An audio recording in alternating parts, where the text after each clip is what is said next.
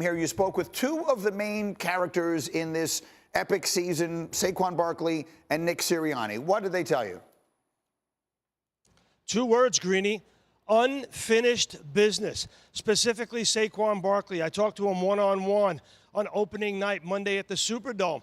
And he told me during the year, listen, I want to rewrite my story.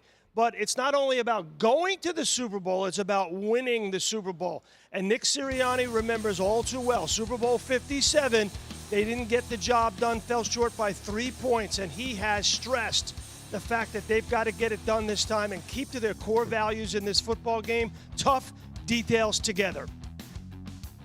So that's what we'll see from them as far as the running game. On the other side of the ball, Vic Fangio has been a revelation for the Eagles in year one as a defensive coordinator. I've made the point, you can make an argument he's the coach of the year in the NFL, even though he's not a head coach. How is his defense preparing for Patrick Mahomes? It's one of the amazing stories of the NFL season, right? Vic Fangio, oldest defensive coordinator in the league, 66 years old, youngest defense in the league. I like to call it, with all due respect to Ernest Hemingway, the old man and the D. And this D has got speed at all three levels. And I was told that in his first defensive meeting here at the team hotel, he gathered the players and he showed them these numbers. They are 5-0. On artificial turf this year, giving up a ridiculously low 11.6 points per game. That's a full touchdown better than the number 2 team, the Chargers, and the number 3 team, the Vikings. They've got speed on all three levels. This is Turf Nation S5 turf that they have at the Superdome. It is designed for quote-unquote high performance, a.k.a. speed. And the Eagles have speed on defense, 5-0 this year on artificial turf. Okay. You know, I always try not to buy into some of those stats. You know, like, I get it. There could be validity to it, but you need deeper data on that. You need 15, 20, 30 games. You know, like, you just need more than that. And I don't have the strength to go and look and be like, well, who did they play in those 5 games? You know, how did the game unfold? Like, I just, you know, I'm just, you know, not going to go through that, because even if it was against other great teams, it still just wouldn't mean as much to me, because the Kansas City Chiefs are a very, very specific and obviously, you know, great team, great, you know, well-coached Patrick Mahomes, et cetera, et cetera, et cetera.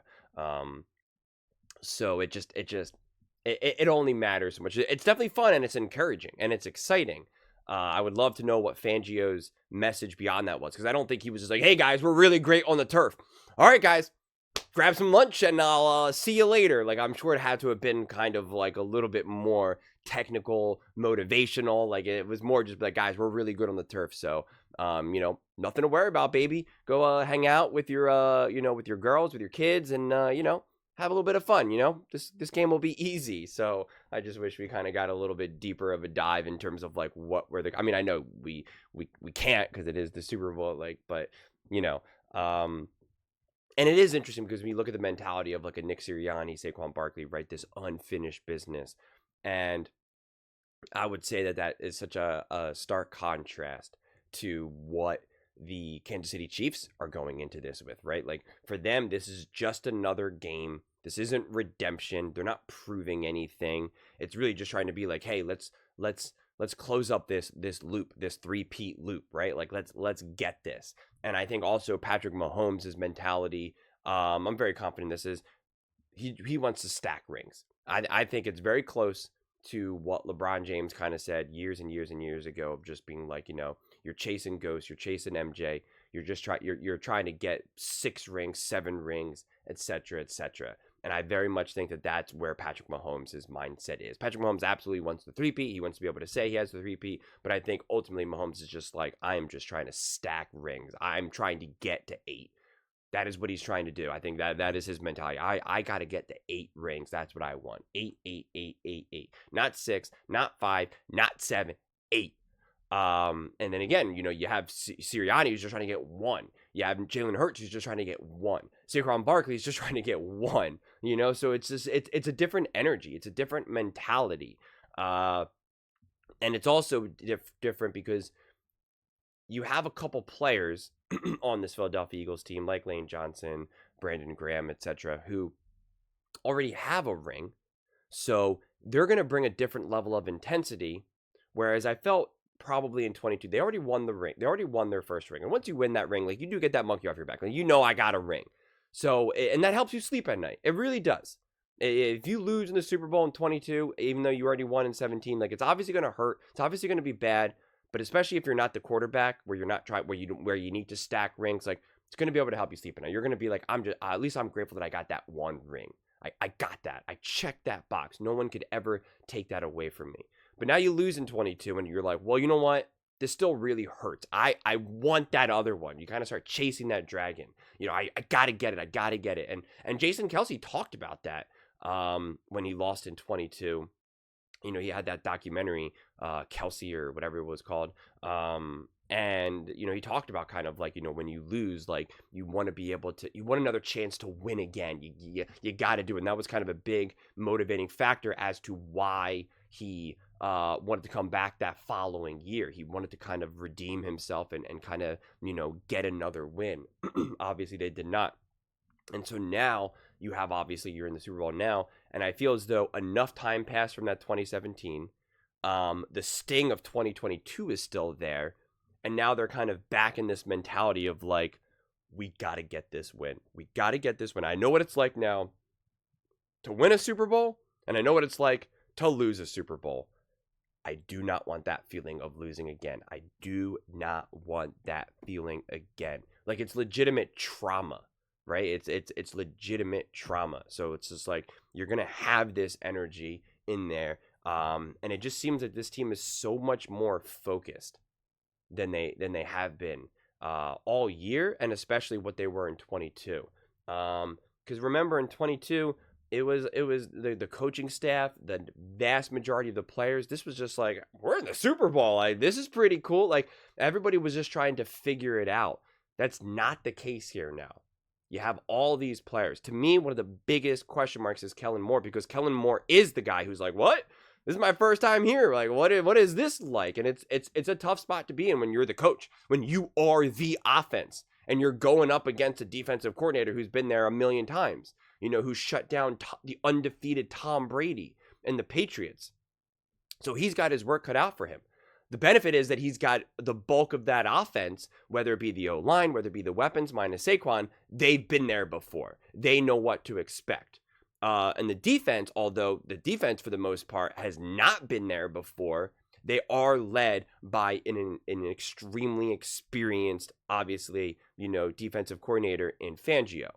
So it's just like, it's just interesting. The overlap, where some of the deficits are, where they can be then kind of picked up. Like, it's, this is such an interesting balance of players with various experiences, various ages, the depth of what they've been able to succeed versus like, this is my first year on the team, man. This is my first year in the NFL and we're in the Super Bowl. Like, Cooper DeJean's like, oh, this is pretty easy. I got to this team, we got a great team, and we go to the Super Bowl. And the NFL is pretty easy.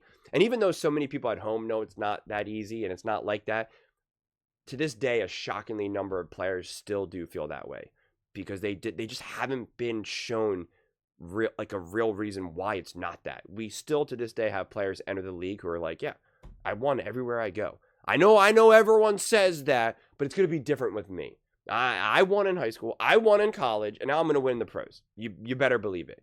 Everyone says that, and then you get to your welcome to the NFL moment. Nah, that was for Joe Burrow. That was for Aaron Rodgers. Not me, bro. Not me. And then it always is you. So hopefully, if you're a Philadelphia Eagles fan, they win the Super Bowl. And the issue that they have is, we're just going to win the next year. And it's going to be really, hopefully that's where it comes from. Rather than just like, oh yeah, man, all we do is got to show up. I think this team is well prepared, well coached, and ready. And, it's hard to exactly remember what 22 was like in that moment. But it just does feel like that this team, they just feel more prepared for this moment. Maybe that's just kind of, not based off of enough of reality. It's just the sense I get. But I don't know. It's interesting. I do think having a, turbocharged turf. This turf is set up for high performance. Well, yeah, like, what are we reading the tagline for the for the advertisers? Like, no turf is built like our turf. And it's like, yeah, what are they going to say? This turf is really not that good. It actually slows down players, and it's like really itchy, and all those little pellets get into your socks, and it's really obnoxious. Anyone who's ever played on turf, I hate turf. But at least it is neutral. My only biggest concern about the turf is for when Jalen Hurts needs to slide, when you need to like kind of get down. Turf is just kind of wonky like that. Turf is nice because it is more neutral, but and grass can definitely, like, a lot of times you see when you're watching the game and you see grass, it looks like it's all uniform and it looks like it's all good. And of course they're playing on way better fields than I've ever played in my entire life. But like it still can get weird at times too. It can be slippery. It can be kind of like random divots, random stuff. Like, it's because it is grass, and just walk out in your backyard. And if you have one, and you'll feel it. So turf does neutralize that, which is nice, but turf still does also have some of its issues as well. So we'll see if that plays a role in it. We know that it did play a role in 2022. Everyone tries to act like that didn't have a factor, but literally the entire Philadelphia Eagles team had to change their cleats at halftime. So it was obviously something that impacted them. Athletes aren't, professional athletes aren't just going to change their cleats just for fun, just because like, oh, I feel like changing my cleats now. Like, no, everything is done with a purpose. And, it was clearly something that was an issue. And the Eagles played in multiple bad fields this season, in Brazil, in the snowstorm, of course, with the, against the Rams. So it is nice that this hopefully will be neutralized. I think the other big thing is, and I'll talk about this in a future video, because it's another point. I think one of the biggest things that the Eagles also need is they need to stay healthy throughout this game. We've seen so many of these Super Bowls, like especially most recently, like Greenlaw going down, and I forget who it was for the Buffalo Bills, but early on in that game against the Chiefs, I think it was either a corner or safety. I completely slipped my mind right now, but he goes down, and like, those things get you, man. Especially if you're going up against a team like the Kansas City Chiefs. It's just like, you can't have, insert any defensive player there who's like, oh, he's in the blue tent, his shoulder or whatever, or, he's being checked out for concussion. He will not return for the game. Like, the Eagles, I don't think the Eagles can afford that. I mean, truthfully, both teams, I don't think can afford that. So it's just like keeping everybody healthy. That's why I don't want to see Cooper DeJean. I hate that Cooper DeJean does punt returns. I hate it. You're going up against special teams. They're just trying to hit you as hard as possible. They want to knock you out. It's just like, he's too valuable on defense to just have him take punt returns, take physical, brutal hits for like 5 yards, 10 yards. It's one thing if Cooper DeJean was balling from punt returns. It's not to say that he's bad, but if it's one thing if he was like this massive threat where he's already has like 4 touchdown returns or something, like, then I could say, okay, like, that's a massive benefit. I don't think that you get that benefit. So it's kind of like, like, just, you need him on defense. So I don't know. That's just the one other thing. But we're so close to this game. So close. But those are just my thoughts. I'd absolutely love to hear yours. What do you guys all think about the Philadelphia Eagles and how Fangio and this defense, and really the Eagles as a whole, are preparing for this rematch? Let me know in the comments below. I read every single comment, so whether you agree with me or disagree with me, either way, let's get in some discussions. Let's get in some fights, but ultimately, let's just have some fun. And please do consider subscribing. We are building an amazing community here, and I absolutely love to see you part of it. I want to build something that we all genuinely feel connected to, something that we're really excited to be part of. I think we're on our way to doing it. And please don't forget to give this video a thumbs up, as it really does help with the visibility and the algorithm. Thank you so much. See you next time.